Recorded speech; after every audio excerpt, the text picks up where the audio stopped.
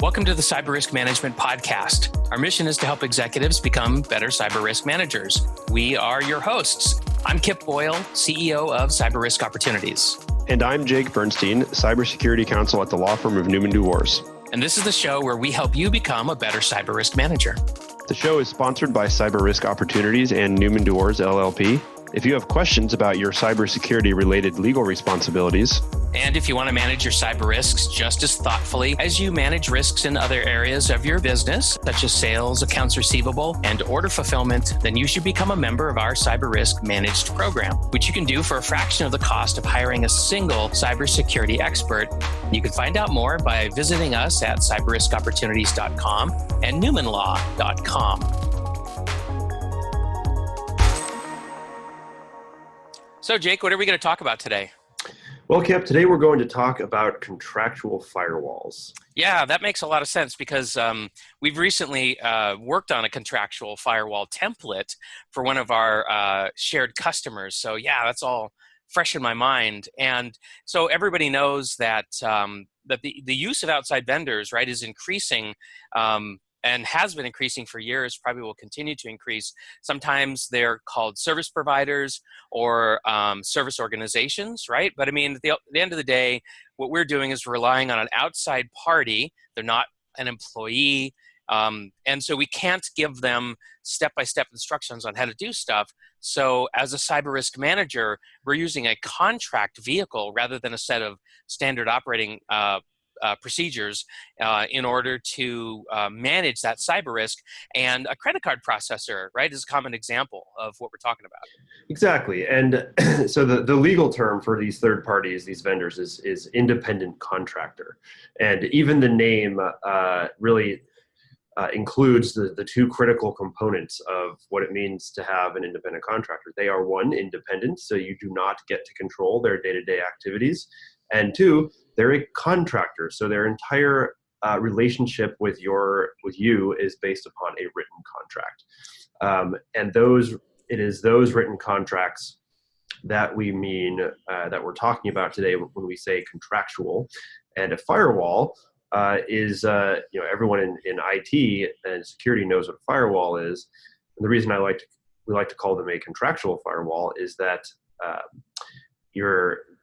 it's specific clauses that are intended to limit the risk in the cybersecurity realm within the independent contractor's contract. Right. So as a practitioner, I find contractual firewalls to be annoying because I'm typically not involved in their construction.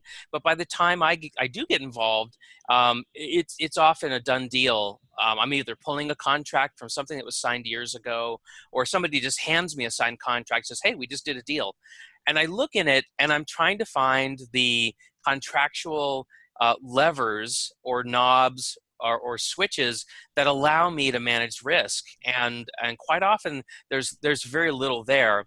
And the other aspect that annoys me as a practitioner is it's a completely different skill set managing cyber risk through a contract compared to manage cyber risk in my internal organization, where I can just go meet with people and have them agree to do things one way versus another way. It's an entirely different skill set is what I see. Yeah, absolutely. They're completely different. They are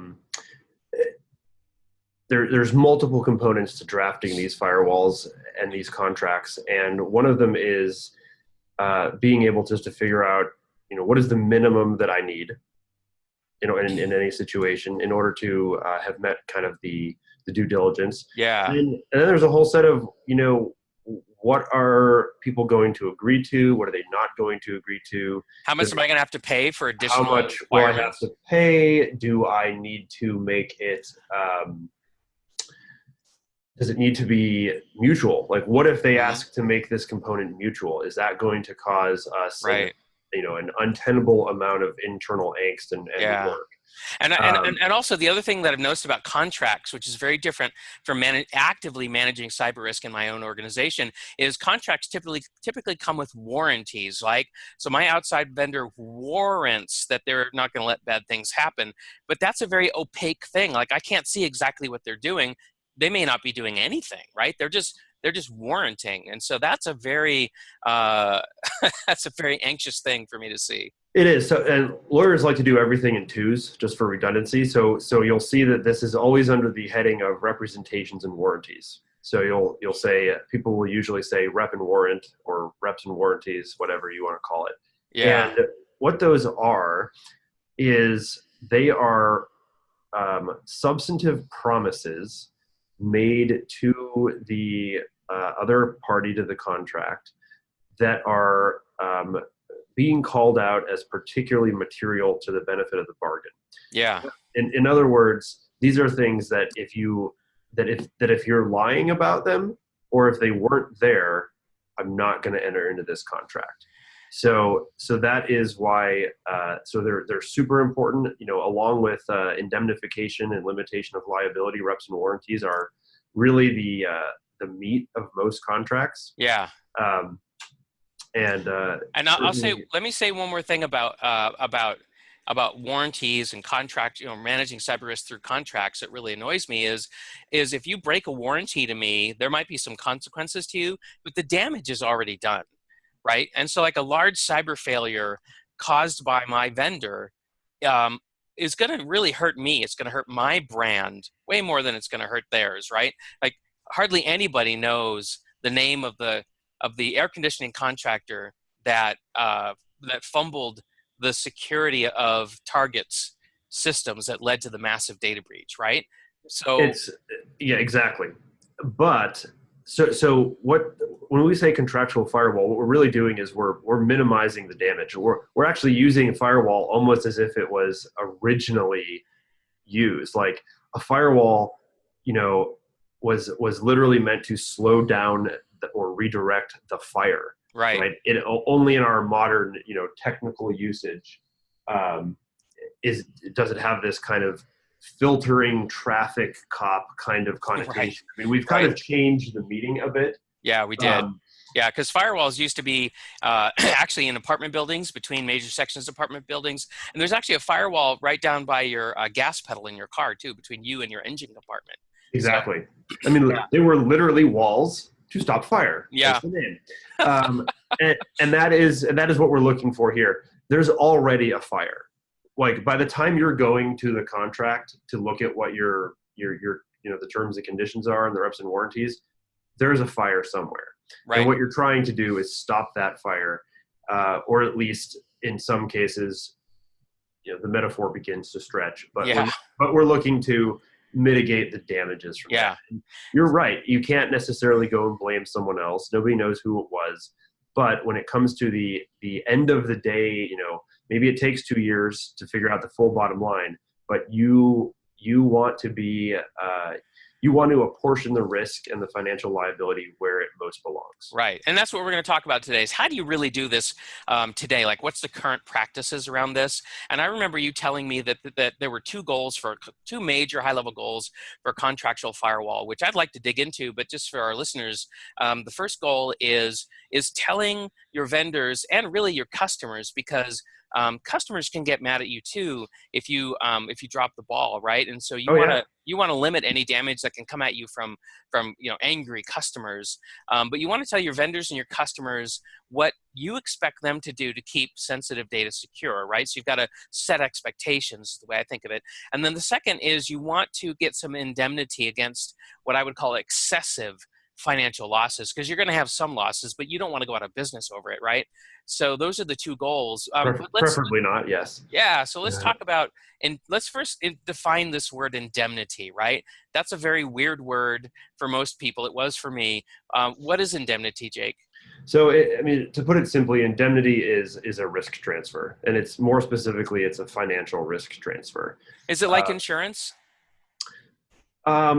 So indemnity is a major component of insurance and an insurance contract. But what it really just means is you agree to pay for my damages under certain circumstances. Mm-hmm. So it is the indemnity is the redistribution of the cost of the harm. That's what it is. Okay, so let's go ahead and keep unpacking that before we talk about setting expectations about data protection. So, so with respect to vendors, so what would you say are the indemnification requirements that we should have in a contract vehicle, which I assume would be some kind of a master services agreement? Is that right? Yeah, so it'll be a master services agreement. Sometimes it's a service order with a bunch of terms and conditions tacked on. It just depends. But the indemnification provision should, at minimum, indemnify.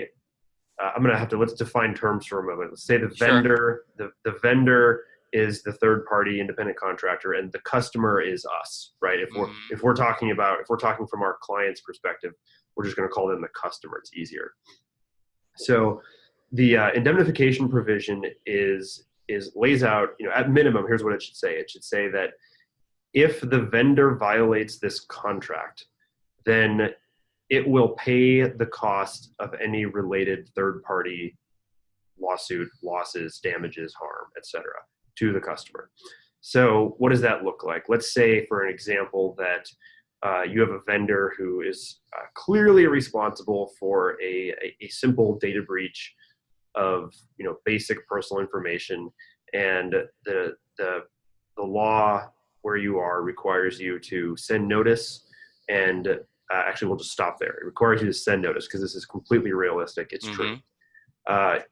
You could ask for indemnity, or you would request indemnification for the cost of sending that notice. Okay. Maybe it is literally the postage, right? But And that's the printing. And the printing. But that is a really simple example. But it's a very clear example of what indemnity looks like. And for big organizations, that can be like a six-figure amount of money, right? That could be like $150,000 or something like that. Because you have to write it. You've got to. I mean, there's so much to do. I would say that you're vastly underestimating the cost. It can reach into the seven figures easily. Think about this. Let's say that I have a 10 million person data breach, right? So I have to send notification to 10 million people. If I have to do that by mail, let's just say that I can get a bulk rate of 50 cents per envelope. Right. That's still $5 million just in postage. Just in postage. Yeah, that's a good point. So we're talking about a big amount of money, and we're only talking about one expense among many. Yeah, I think people tend to forget the cost associated with even just sending mail as a notice. Yeah. Well, so if listeners want to find out about like what are common costs in a situation like this, we're mentioning postage, but there's so many, right? So you can go to the IBM Ponemon cost of a data breach report, and there'll be some information in there, breakdowns, and then also there's a report from Net Diligence that they put out every year, which actually shows you the different insurance claims related to cyber failures, and so you can actually see what people are claiming in terms of notifications and all these breach costs.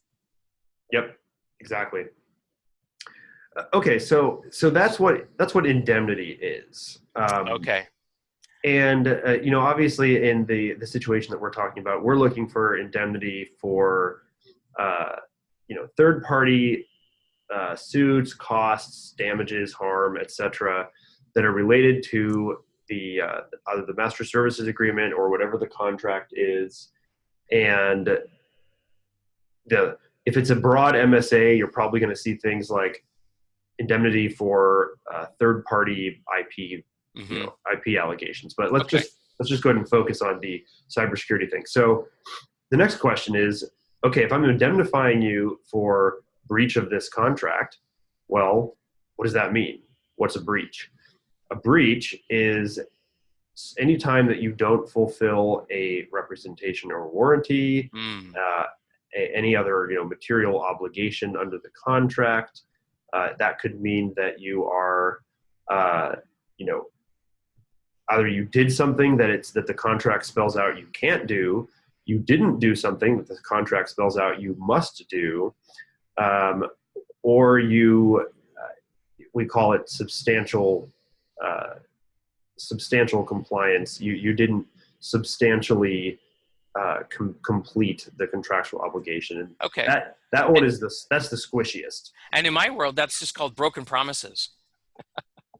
Well, yes. I mean, that's what a contract is. A contract is nothing more than a set of promises in exchange for something of value. Right. Okay, great. So, Great. Okay. So let's see. So I have a question for you about this. So if you're asking your service provider, your vendor to indemnify you, should I, as an executive, be willing to indemnify the service provider in any aspect of data breaches? so that's it. That's very case by case. The answer is of course maybe. There are situations where it could make sense. Let's say that it's a two-way street. Let's say that there's a data network connection that's very two-way between the vendor and the customer, Mm-hmm. and it's possible such that if the customer can be a root cause or a contributory cause of a data breach that the vendor experiences, like if it's that kind of relationship, then yes, it might be appropriate to indemnify them. That is unusual though, because usually the vendor is the vendor and the customer is getting something from the vendor, not vice versa. Right.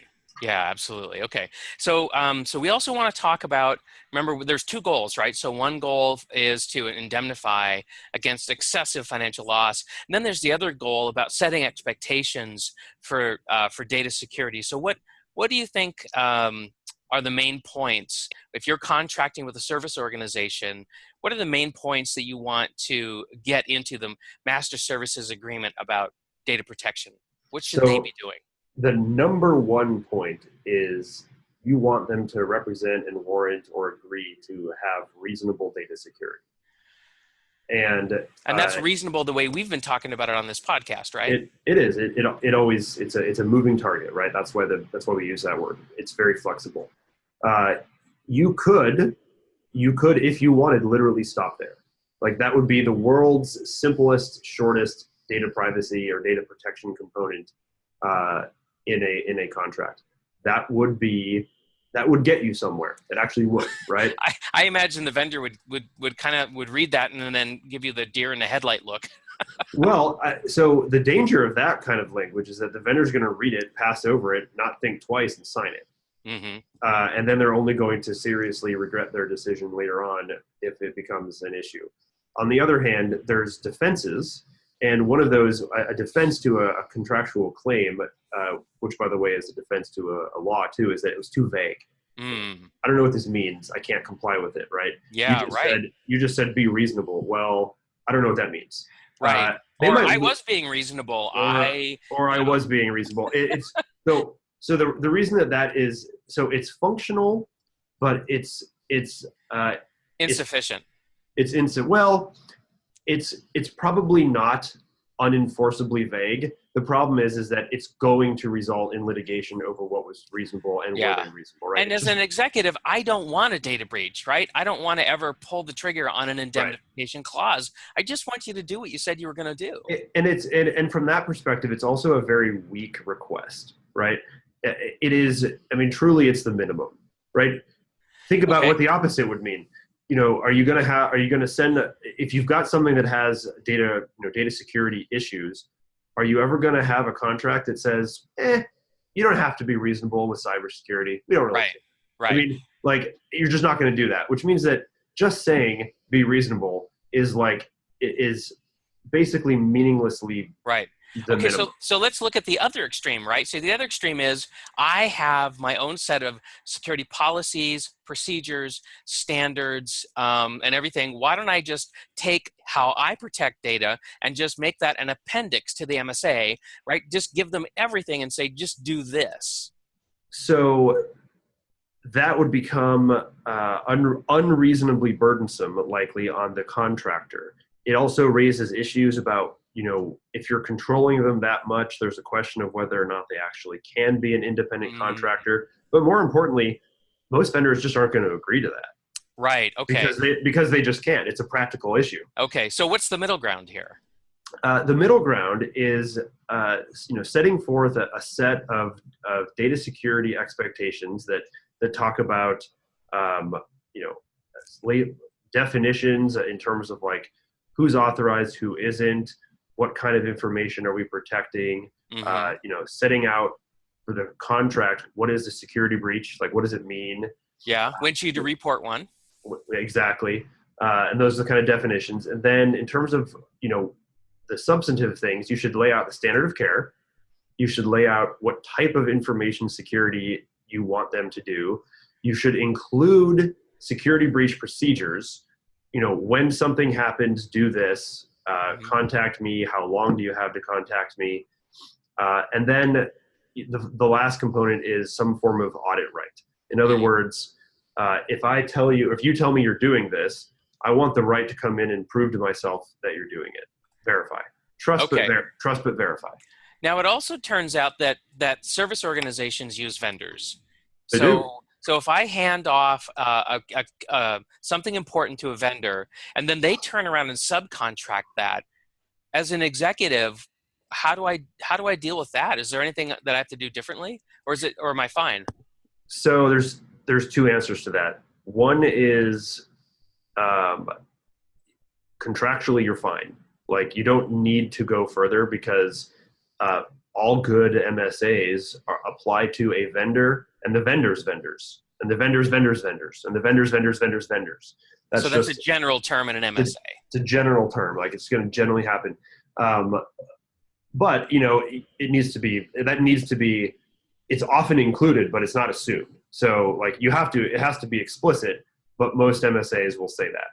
The second thing is actually something that we haven't talked about yet, which is step 0, right? Step 0 is do your due diligence on your vendors. Just don't get into a contract with someone with whom you are not comfortable. This is why I recommend that you start with a vendor assessment questionnaire or vendor assessment form before you sign the contract. Okay, so see previous podcast episode, because that's what we talked about last time. It is. We have talked about that, and the interesting thing about doing it before the contract is signed, what we talked about really was an ongoing contractual relationship when suddenly these vendor assessment forms are inserted, right? Mm-hmm. And you've already been doing things a certain way. You've already maybe you've had a long relationship with the vendor, but you're still going to send it to them now. What I'm saying is that if you have the ability to start fresh, it gives both you and the vendor the opportunity to decide if they want to be in this relationship, Mm-hmm. right? If the vendor decides this is overly burdensome, I'm not going to fill this out, the vendor can come back and say, I'm not going to fill this out, and the customer can either modify it or not. But there's no risk really because there's been no work yet. Right. The relationship hasn't started. So I've heard this term before. It says the contract is only good as the people standing behind it. And I think that's kind of what we're getting at here. It is. And so, the answer to your question is twofold. Contractually, you're covered, but find out if they're going to use subcontractors. Right. Okay, that makes sense. Okay, so let's shift the topic now, and let's talk about how should we set expectations with customers, right? So I'm an executive again, and I've just put an MSA together, and I've had my vendor sign it. So I'm feeling good about my contractual firewall with my vendor. All right, now I'm going to swivel around to my chair, and now I'm going to say, okay, now I've got my customers, right? So I don't have an MSA with them. So how do I set expectations with customers, and then what kind of indemnification could I get from them? Wait, so now we're the vendor? Just so I'm clear. Well, so I'm an executive at an organization, right? Okay, so I've just done an MSA with my vendor, but now I'm thinking about my customer, right? So I've got a vendor on one side, I got a customer on the other side, right? I got to deal with both. I need a contractual firewall between both those, right? Okay, so to use the language that we'd use, we're talking about the customer's customer. Yeah. Yeah. Our customer's customer. Our customers, yes. Our customer's customer. So the way that you do that is, one, you may have an MSA with your customer. It depends on what you do. But really, you in that situation, you just become the vendor's vendor, right? Or you just become one of their vendors who has a vendor, right? It's this flow. If it's B2B. If it's B2B, yeah. If it's B2C, right, then I'm imagining like I'm let's say I'm a mobile phone provider, Okay. right? And so my customers are coming into my store and they're Perhaps, buying handsets and perhaps Telefonica, which just suffered a complete 100% data breach. right, right. Okay. So now if I'm a mobile phone carrier and there's a data breach, let's say my service provider blew it. So I've got my contractual firewall to help control financial losses with my service organization, right? My outside service organization. But it's my customers, the people who pay for mobile phone service, it was their data that got breached. They're mad. Yep. Should I have set up a contractual firewall between me and them? And what does that look like? So there's a couple of issues here. One is the concept of contractual privity. This is an ancient, an older legal term, and it means to have contractual privity with a party means that I have a direct contractual right or responsibility to them. Your customers and your vendors do not have privity, right? There's a broken chain. They don't have a direct relationship. Right, they go through me. They go through you, right? So your customers can't sue the vendor. They don't have a sue me, but they can sue you, right? Right. Now, your contract with you, if we're assuming that we're talking about individual like consumers, customers, then there's different forms of contractual firewalls that people don't normally think of as contractual firewalls, but they are like class action waivers, arbitration provisions, disclaimers, limits of liability, etc. So those are going to be in place, and most of the time, you're going to have a contract. Particularly, if you're a cell phone, like we're a cell phone provider, then have you read the contract you have with your cell phone provider? It's really long. Yeah. In fact, the U.S. Supreme Court case about arbitration clauses is from AT&T. So it's the AT&T v. Concepcion case.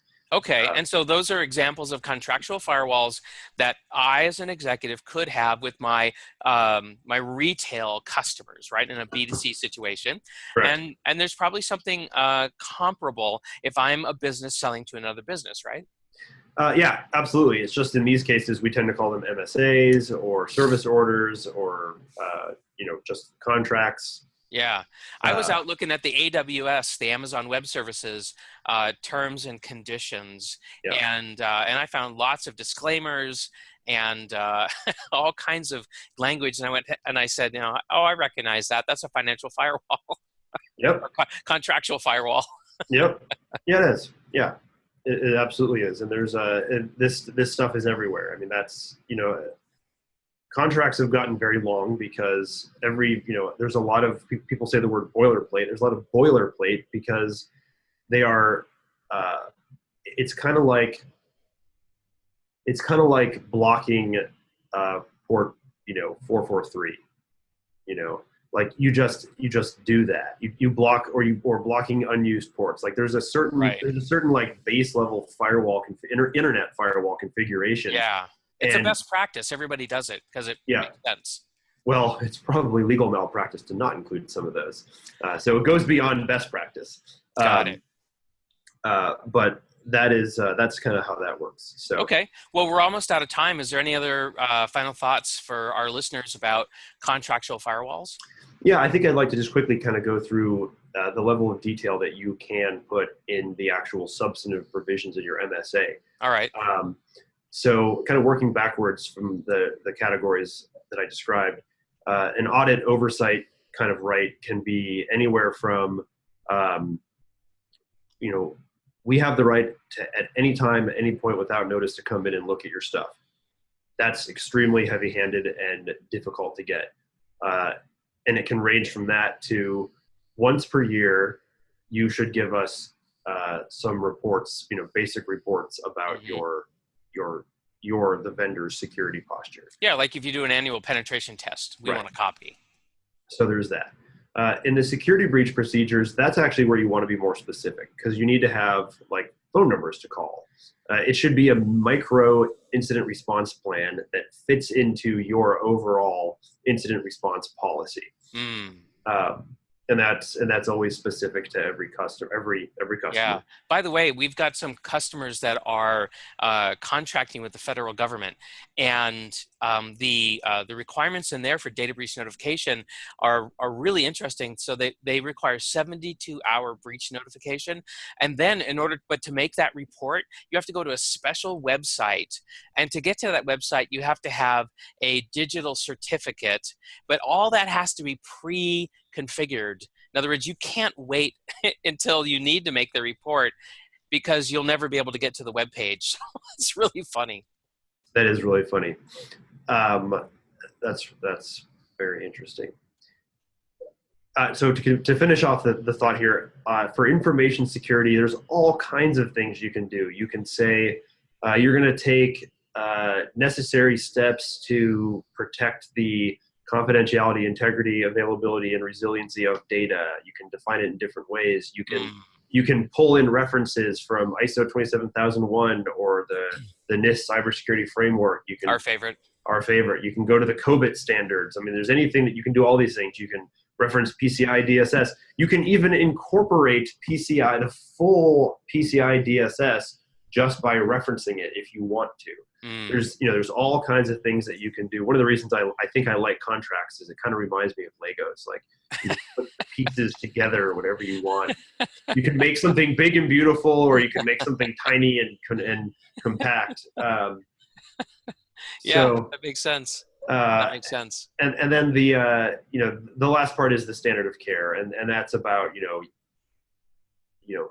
preventing unauthorized use, not creating or collecting more data than you need to. But as they say, the devil's in the details, and that is never more true than when you're talking about a contract. In fact, that phrase really just refers to the contracts, right? And if you think about it, it's kind of funny that you make a deal with the devil's in the details. I mean, contracts, this idea is just permeates society. Yeah. So, well, that's why you need a wizard lawyer to help you with this stuff, right? It's true, and in fact, I just had a client reference or say that this legal formatting is like witchcraft. He was actually just talking about styles in Word. But lawyers probably make more use of that than others. So well, I can imagine what it was like back when it was Word perfect, right? Yeah, much harder. Okay, well, we're not going to go there, but that wraps up the episode on the Cyber Risk Management Podcast. So today we talked about contractual firewalls. We'll see you next time. Thanks. We'll see you next time. Thanks, everybody, for joining us today on the Cyber Risk Management Podcast. Remember that cyber risk management is a team sport and needs to incorporate management, your legal department, HR, and IT for full effectiveness. And management's goal should be to create an environment where practicing good cyber hygiene is supported and encouraged by every employee. So if you want to manage your cyber risks and ensure that your company enjoys the benefits of good cyber hygiene, then please contact us and consider becoming a member of our Cyber Risk Managed program. You can find out more by visiting us at cyberriskopportunities.com and newmanlaw.com. Thanks for tuning in. See you next time.